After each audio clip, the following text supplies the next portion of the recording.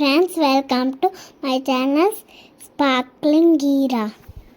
అమ్మ ఈరోజు ఇలా ఫోటో తీసింది.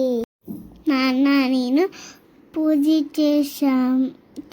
నాన్న దీపం పెట్టగా గోవిందాకి చాక్లెట్స్ బొమ్మలు ఇవ్వమని దండం పెట్టుకున్నా.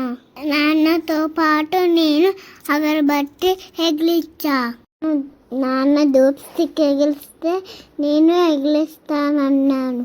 నాన్న ధూప్ స్టిక్ ఇచ్చే చాలా హ్యాపీ. నేను గోవిందాకి కొబ్బరికాయ కొట్టి ప్రసాదం పెట్టాము.